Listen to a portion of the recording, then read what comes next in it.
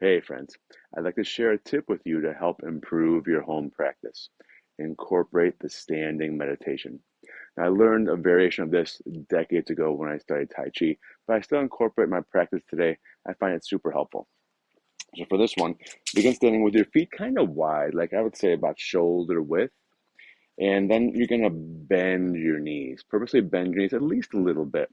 Not as much as in a horse stance, but your knees are clearly bent.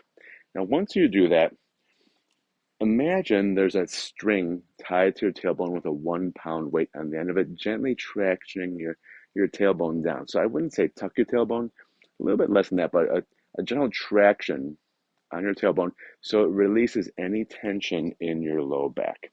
And then just bring your palms together in front of your heart. Now at this point, close your eyes and begin to focus on slow, smooth breathing. Slow, smooth breathing.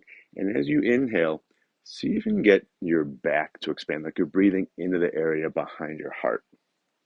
As you deepen the breath, even get some movement in the sides of your rib cage. So it's a little bit different than a lot of people do in yoga where you're trying to breathe into the chest.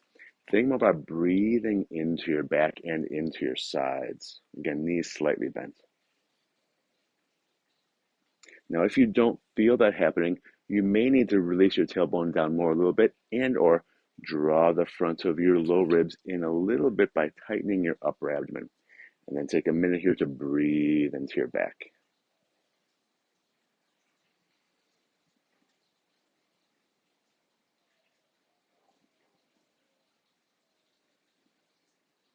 All right, then experiment with that a little bit on your own. And again, like I said, you might need to tilt your pelvis a little bit more to the back and draw the front of the low ribs in so you feel some breath getting in that area behind your heart. Give it a try and let me know what you think.